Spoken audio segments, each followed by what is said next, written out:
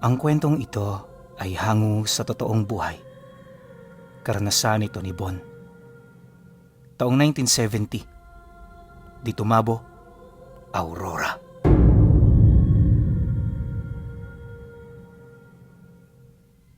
Noong mga panahong ito, pag-iisang dekada nang namumuhay ng mag-isa si Bon. Wala mang kaagapay sa araw-araw, masaya naman siya sa piling ng kanyang mga alagang pusa. Ang mga ito na lang kasi ang nagbibigay sa kanya ng rason para magpatuloy sa buhay. Hindi maganda ang nakaraan ni Bon Pinuno. Katunayan noong bata pa siya, kumpleto ang kanilang pamilya. Ang kaso, napakahigpit ng kanyang ama. At para mabuhay ng hindi pinagmamalupitan, nagdesisyon siyang lumaya sa kanila. Gustuhin man niya noong isama ang kanyang mga kapatid, lakas loob siyang nagsakripisyo sa paniniwalang mas may tsansang makatakas siya kung siya ay mag-isang lalayo.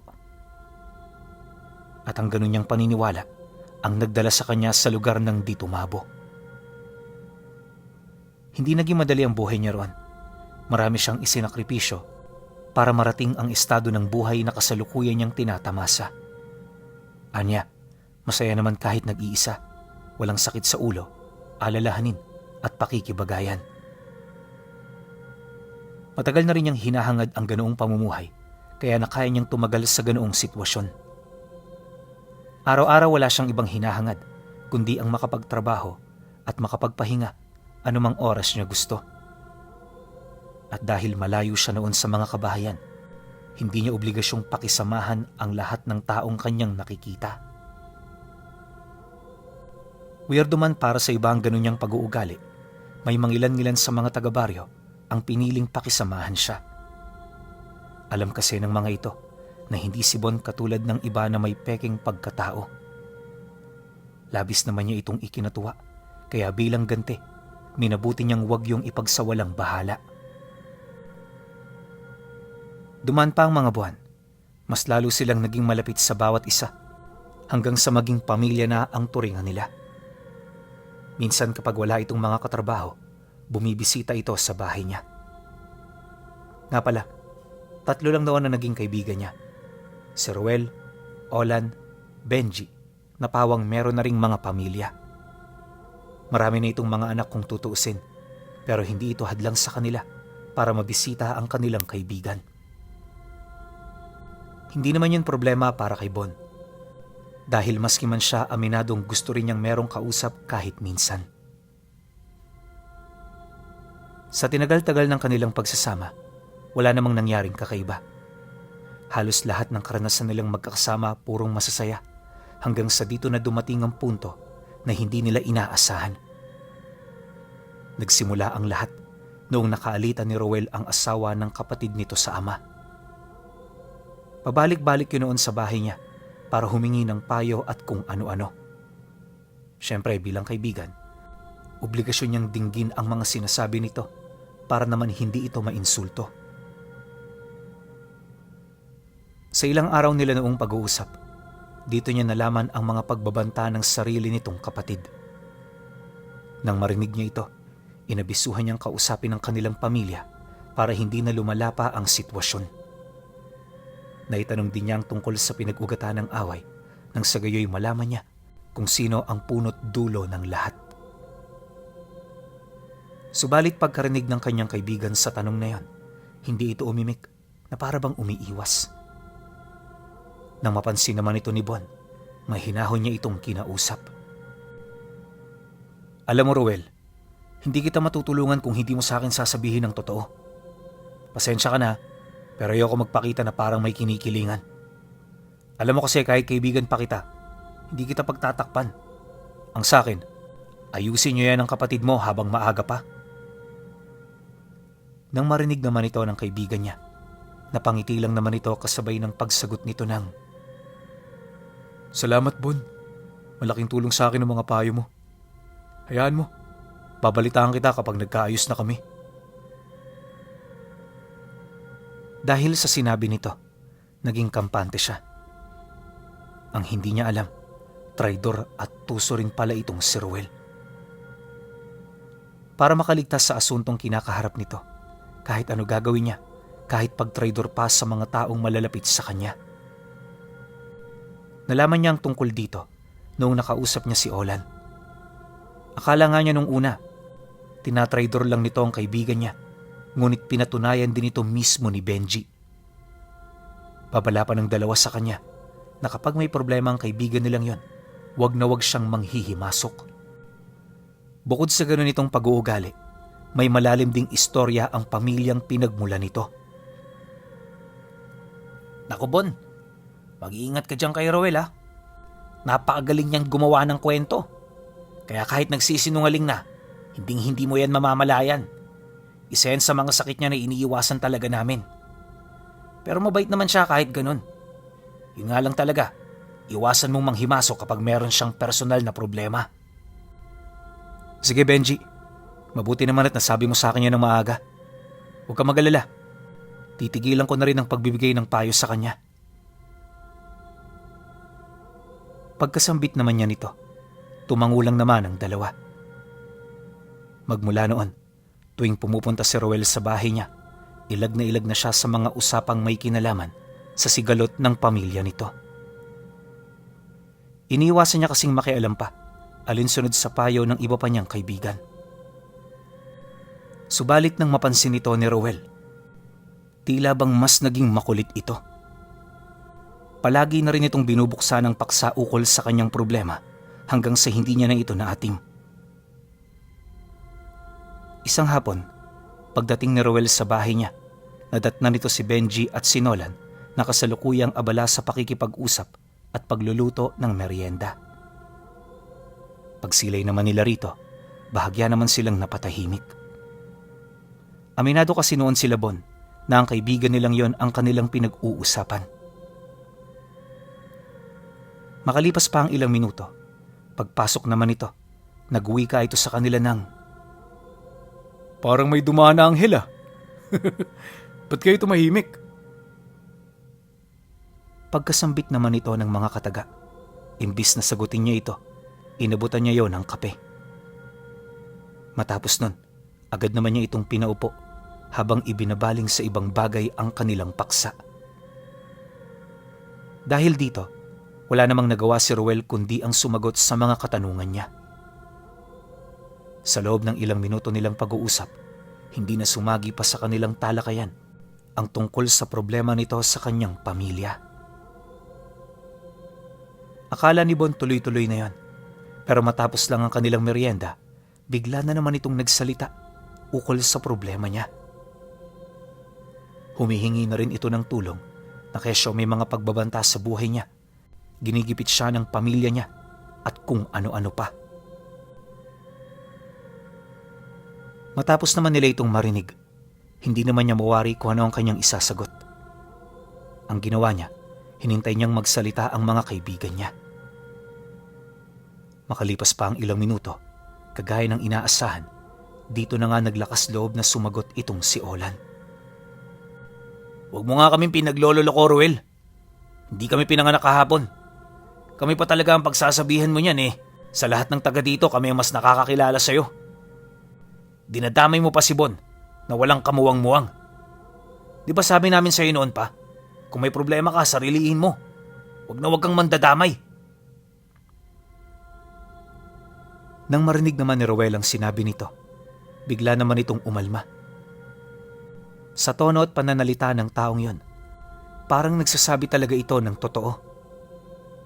Maya-maya pa, pagtitig nito sa kanila, dito na ito sumagot ng, "Hindi ako nagbibiro ngayon at mas lalong hindi ko kayo dinadamay para lamang sa mga walang kakwenta-kwentang bagay. Bahala na kayo kung maniniwala kayo. Pero sa puntong ito, damay kayo sa problema ko. Hindi ko alam kung kailan nila kayo bibisitahin, ngunit malakas ang kutob ko. Darating na ang panahon na yun." Pagkasambit naman ito ng mga kataga, agad naman itong umalis. Sinubukan pa nila itong tawagin pero di na talaga yun nakinig. Dumaan pa ang ilang araw, wala na silang naging balita kay Roel. Hindi ito madalas mangyari, kaya nung tumagal, nag-alala na talaga sila. Isang hapon, Nang magkatipon sila sa bahay niya, dito na nagdesisyon si Olan na bisitahin nila ito. Nakakabahala man ang ganoong desisyon. Sa mga sandaling yun, sadyang wala na silang mapagpipilian.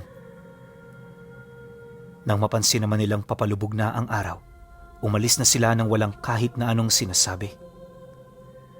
Di sila noon ganong nag-aalala dahil lang nasa isip nila, di naman sila roon magtatagal. Kapag nakita na nila itong si Ruel, aalis din sila kaagad. Yon ang napagkasunduan ng grupo, pero pagdating nila sa lugar nito, bigla itong nabago. Bukod kasi sa wala sila roong nakitang tao, kinakailangan din nilang lumapit para masipat ang loob ng bahay nito. Ayon sa kanya, 3 o 4 ang bahay na naroon. Bago mo ito marating, tatawid ka muna ng sapa, tapos daraan ka sa isang makipot na daan na purong mga kasagingan. Kung may mga tao sa bakuran ng bahay, madali mo naman itong masisilayan, pero kapag nasa likod ng bahay ang mga ito, obligado kang lumapit kung meron kang kailangan. Kadalasan hindi na yun ginagawa nila Benji. Dahil itong si Ruel, palaging nakatambay sa labas lalo na kung hapon. Ito lang din ang kauna-unahang pagkakataon na hindi nila yun nasilayan mula sa malayo. Nang mapagtanto naman nila ito, matapang naman silang tumawid ng sapa. Hindi na sila nag-alangan, gawa ng tumatakbo ng mabilis ang oras. Sa sandaling sumapit ang dapit hapon, wala nang makapagsabi kung ano ang pwede roong mangyari. Ilang minuto pa ang lumipas. Nang makatawid na silang 3, dali-dali naman nilang tinahak ang sagingan. Noong una wala naman silang nakikitang kakaiba, pero pagdating nila sa bukana ng bakuran ng bahay na malapit sa daan, nakita nila ang isang babaeng nakasaya na panayang paghuhukay sa gilid ng bahay nito. Paglapit nila rito, makailang ulit nila itong tinawag, ngunit hindi yun umimik. Olan, tingnan mo ang kamay ng babae oh. Sugat-sugat na. Di man lang ba siya gumagamit ng pala o piko sa paghuhukay? Hindi ba yun uso rito? Pabulong na tanong niya sa kaibigan. Nang marinig naman ito ni Olan, dali-dali siya nitong pinatahimik. Nang matakpan na nito ang kanyang bibig, sumagot ito sa kanya ng, "Huwag ka nang magsalita ng magsalita. Mas lalo ka lang magkakaroon ng kasalanan. Ano man ang makita mo, panatilihin mo sa iyong puso."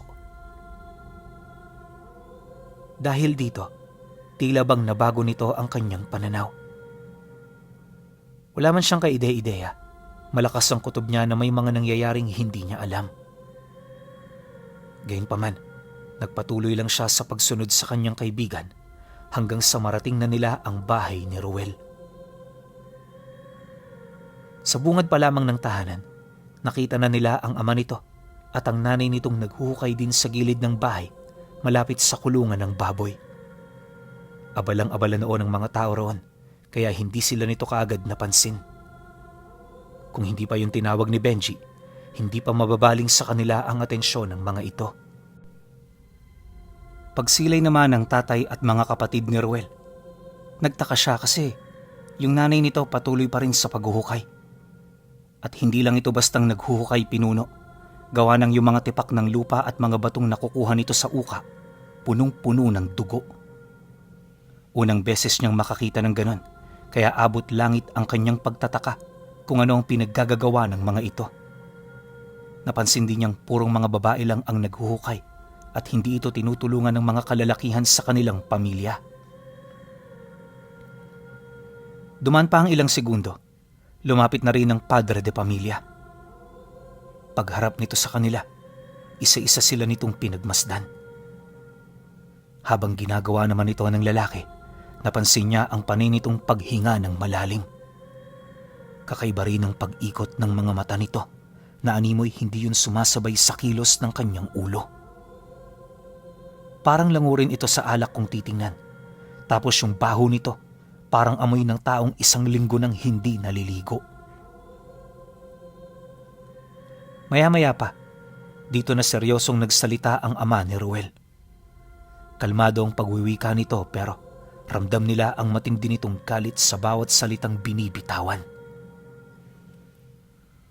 Wala rito ang anak ko. At kailanman hinding-hindi nyo na siya makikita pa. Umalis na kayo habang may araw pa.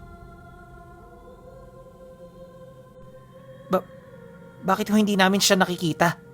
Saan po ba pumunta si Roel? Di man lang siya nagpaalam eh. Takang sagot naman dito ni Benji.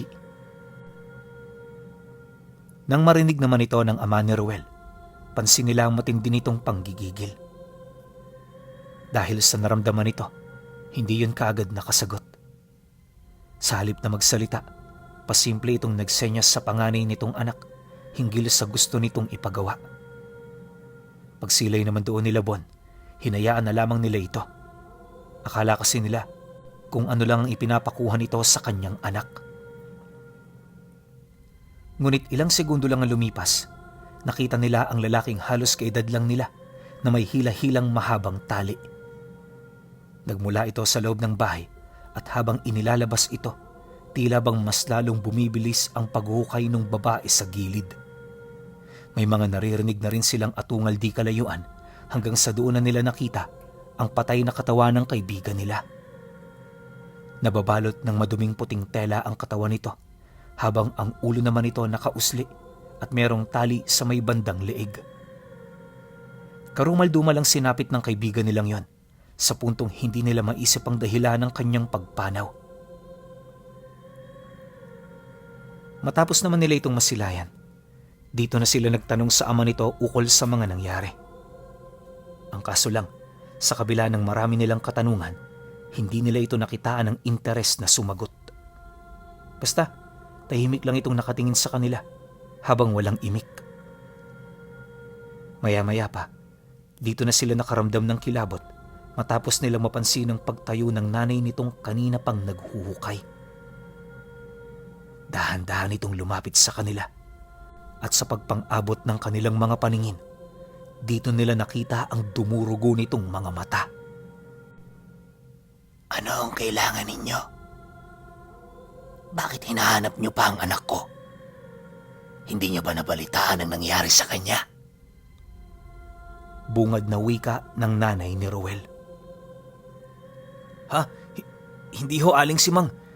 Katunayan ho, napansin na lang naming di siya pumupunta ng baryo eh.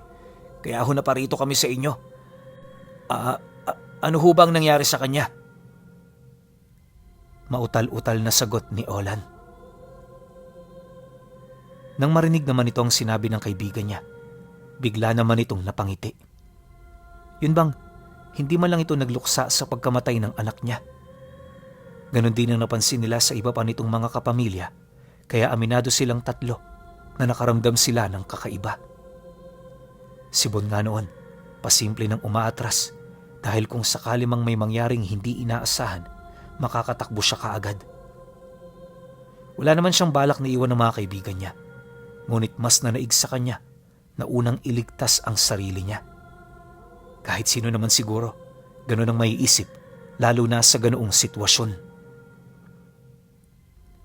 Dagdag pa niya na, kahit wala siyang nakikitang panganib, malakas talaga ang kutob niya na may mangyayaring hindi kaaya-aya.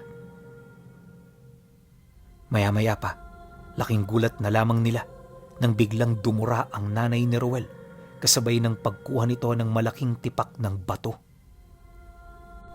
Pagbaling nito ng tingin sa katawan ng pumanaw nitong anak, bigla naman niya itong binato, dahilan para mabasag ang bungo nito. Kayo ang dahilan kung bakit namatay ang isa kong anak. Mga masama kayong impluwensya sa kanya. Dapat sa inyo, isabay sa pagkawala niya. Pagkasambit nito ng mga katagang yon, biglang bumuka ang bunganga nito. Sa sobrang laki ng bunganga ni Aling Simang, natakpan nito ang kabuuan niyang muka. Humaba rin ang leeg at mga braso nito, kasabay ng mabilis na pangingitim ng buo nitong katawan. Pag-atungal nito ng napakalakas, bigla naman sila nitong sinunggaban. Napakabilis ng mga pangyayari pinuno, kaya napagtanto na lamang noon nila Bon, tumatakbo na pala sila papalayo. Awa naman ng Diyos, walang naiwan sa kanila hanggang sa makarating sila sa kabilang pangpang ng sapa. Pagbalik nila ng baryo, agad naman silang naghiwa-hiwalay para makauwi na.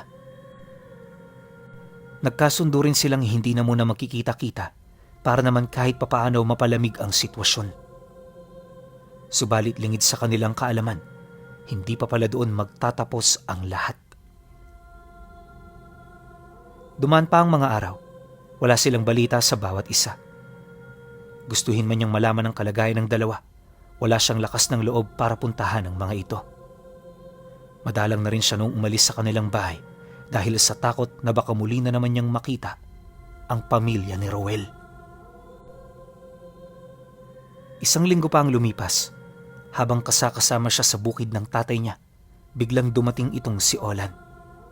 Kasama rin ito ang kanyang ama na animoy meron itong mahalagang pakay sa kanila. Pagsilay naman nila rito, dali-dali nila itong nilapitan. Hindi pa man yun nagsasalita, kinausap na yon ang kanyang ama. "Oh, pare, mukhang naligaw ata kayo. Anong sadya ninyo? Ba't kayo napunta rito?" Nang marinig naman ito ng ama ni Olan, hindi ito nagdalawang isip sumagot ng, Kailangan natin mag-usap ng seryoso, pare. Yung kaibigan ng anak mo at ng anak ko, nabalitaan naming namatay kahapon. Itong si Olan sinabihan kong pupunta kami roon, pero hindi nakinig. Akala ko kung ano lang, hanggang sa nalaman-laman ko na pumunta pa lang mga ito sa bahay nila Ruel sa ibayong parte ng sapa. Alam mo pare, kung ano mga nakatira roon, di ba? Kaya kahit ako nung marinig ko to, agad akong naalarma. Dagdag pa nito na, kung totoong patay na nga si Ruel at hinabol sila ng mga magulang nito, may tsansang dumayo ito sa kanilang lugar para isunod silang dalawa. Ano man ang dahilan ng mga nilalang, malakas ang kanilang kutob na gusto rin sila nitong isama sa pagkamatay ng kanilang mga kaibigan.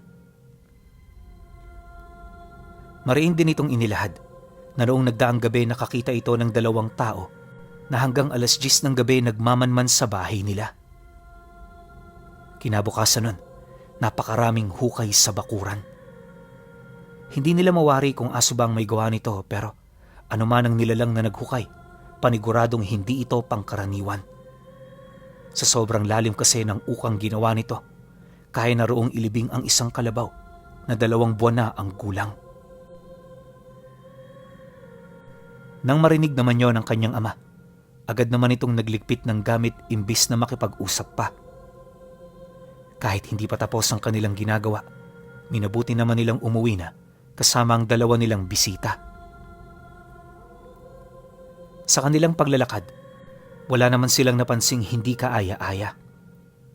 Normal pa rin naman ang lahat, pero pagsilay niya sa mukha ng tatay niya, parang takot na ito. Hindi mo malaman kung may nakita ba itong hindi kaaya-aya o kung ano paman. Basta, para itong nagmamadali, tapos diretso lang ang tingin nito sa daan. Kapag nakikipag-usap din yun sa kumpare niya, hindi ito tumitingin dito. Dala naman ang kanyang kuryosidad. Tinanong niya ang kanyang ama ukol sa bagay na kanyang napapansin. Nang marinig naman ito ang kanyang sinabi, bigla naman itong sumagot sa kanya ng, "Huwag ka nang magsalita ng kung ano-ano. Diretso lang ang tingin at huwag na huwag kang lilingon sa likuran natin." Pagkarinig naman niya sa sinabi nito, nakaramdam siya ng takot. Makalipas pa ang ilang minuto, dahil kakaulan lang noong araw na yan, nakita niya sa refleksyon ng tubig ang napakaraming nilalang na nakasunod sa kanila. Meron doong mga dambuhalang aso, kabaong na nakalutang at kumpul ng mga santelmong hindi nila mawari kung ano ang pakay. Pero alam niyo ba kung ano ang ikinatakot ni Bon sa lahat? Yun yung nakita niya ang mga magulang ni Roel, nakasakasama ng mga nilalang na una niyang napansing nakabuntot sa kanila. Napakapuputla ng mga ito at sa estado ng mga taong yon, masasabi mo talagang hindi ito pangkaraniwan. Pagdating naman nilang 4 sa kanilang bahay, dire-diretso silang pumasok. Hindi na rin nila pinauwi yung mag-ama dahil sa napansin nilang nagbantay sa labas, yung mga nilalang na nakabuntot mula pa sa bukid. Pagupo naman nilang apat, dito pa lamang bumuhos ang takot na kanina pa nilang kinikimkim. Yung tatay noon ni Olan halos mapalupasay dahil sa matinding panginginig ng buo nitong katawan. Akala ko pare ako lang nakapansin sa kanila. Mabuti na lang napansin mo rin pala. Dahil kung nagkataong hindi, maraming pwedeng mangyaring hindi natin inaasahan. Pagtatapat pa nito na, madalas kapag nililingon ng mga nilalang na bumubuntot sa paglalakad, nang hahabol ito. At sa oras na maabutan nila ang kanilang mga biktima, may posibilidad na hindi na yon makita pa. Dagdag pa nito na, noong bumaba sila, ramdam niya ang presensya ng mga aswang na naglalakad kasama ang mga nilalang. Matapos naman nilang magkausap, inilahad ng kumpare ng kanyang ama ang kagustuhan nitong sa bahay sila magpalipas ng gabi. Ayon dito, malayo ang kanilang tahanan mula roon, kaya mapanganib na ang lumakad ng ganoong oras. Dagdag pa nito na, pinaghandaan na niya ang ganoong pangyayari, kaya alam nitong hindi na mag-aalala ang kanyang asawa sa kanilang dalawa. Nang marinig naman ito ng ama ni Bon, agad naman itong sumang-ayon. Mas mainam na rin kasing may kasama sila sa bahay kaysa sumalakay ang mga ito nang wala sila roong kasama. Pagkarinig naman ng dalawa sa sinabi ng tatay niya, dito na sila nagsimulang maghanda. Hindi ako sigurado sa lahi ng mga aswang na nakatira sa ibayong parte ng ilog. Alam ko ring hindi sila katulad ni Ruel dahil sa kanilang lahat, ito lamang ang kaswal na nakakapunta ng baryo. Nakakain na rin yun sa amin, kaya sigurado kong hindi siya kabilang sa mga ito. Yun din siguro ang rason kung bakit kaswal nila itong pinatay. Wala tayong ideya sa dahilan nila kung bakit nila ito ginawa. Pero isa lang ang alam ko, at yun ay hindi sila titigil nang hindi nadadamay ang ating mga anak. Matapos naman itong magsalita, agad itong nagpakuha ng mga patalim. Lahat ng matatalas kinuha na nila at nung matipo na nila ito sa iisang lalagyanan, sinimulan na nila itong hasain. Buong magdamag nila itong ginawa, animoy hindi alintana ang lahat ng ingay na nagmumula sa labas. Habang abala ang mga ito sa paghahasa, nakamasid lang naman si Bon sa siwang. Ni minsan hindi niya piniling tulungan ng mga ito. Mas nangibabaw kasi sa kanya ang kagustuhan niyang masilayan ang mga nilalang na nasa panig ng kaliwa. Pagtungtong naman ng 11:00 ng gabi, habang patuloy na naghahasa ang tatlo, unti-unti naman niyang napansin ang pagdating ng 5 tao na bigla na lamang huminto sa harapan ng bahay nila. Walang saplot sa katawan ng mga ito, tapos habang tumatagal unti-unting natatabunan ng kanilang malalaking bunganga ang kabuuan ng kanilang ulo. Humaba rin ang binti at braso ng mga ito, kaya naging kakaiba ang kanilang paglakad. Isipin ninyo, nakabuluktot ang kanilang mga tuhod, tapos yung 2 nilang braso nakatukod sa lupa. Basta, hindi talaga maisalarawan ang mga pagkilos nila. Maya-maya pa, nung makalapit na ito sa kanilang bahay, dito na sila nagkagulo. Sigaw na ng sigaw noon si Bon hanggang sa nailayo na siya roon ang tatay niya. Nang hindi na niya makita ang mga nilalang, doon pa lamang siya kumalma. Di niya mawari kung ano ang nangyari, gawa ng maging siya man, aminadong nawala siya sa kanyang sarili. Ayon pa sa kanya na, tumigil lamang ang panggugulo ng mga ito nung sumapit ang 4:00 ng madaling araw. Akala nila dito na matutuldukan ang lahat ng mga pinagdaanan nila, pero 2 araw lang ang lumipas, nagkasakit silang 2 ng kaibigan niya. Hindi basta-basta ang sakit na pinagdaanan nila, gawa ng parang marami itong saklaw na karamdaman. Kapag mataas ang tubig, lumalaki din ang tiyan niya. Tapos kapag hapon naman, nagsusuka siya ng dugo. Sa sobrang tagal din ng kanyang pagkakaratay, nagkaroon siya ng malaking butas sa likod malapit sa bewang. Marami siyang inilagay na lunas dito pero hindi yun gumaling hanggang sa naapektuhan na nito ang kanyang mga binti. Noong nasa bingit na ng kamatayan si Bon, sakto namang nakahanap ng magaling na manggagamot ang tatay niya. Ito ang tumulong sa kanila hanggang sa makabawi na siya. Ang problema yung naging kapalit naman ito ay ang pagkawala ng kaibigan niyang si Olan. Di na kasi ito natulungan ng manggagamot. Sa mga unang gabing tinutulungan siya ng albularyo, pabalik-balik na pala ang mga aswang para pinsalain ang buo nitong katawan. Nilubayan lang din ng mga ito si Olan nung masiguro nilang wala na yung buhay. Nakakalungkot man ang ganoong tagpo, nagpapasalamat pa rin si Bon dahil nakaligtas siya. Malaki man ang naging kapalit, taus-puso pa rin siyang nagpapasalamat sa itaas dahil sa ikalawang buhay na ibinigay nito sa kanya. Duman pa ang mga buwan na taon na nasa ganun siyang kalagayan, hindi na niya nakita pa ang mga kamag-anak ni Ruel. Bagaman matagal na ang lumipas nang mangyari ito, may mga pagsisisi pa rin siyang nararamdaman dahil hindi niya pinakinggan ang panig nito.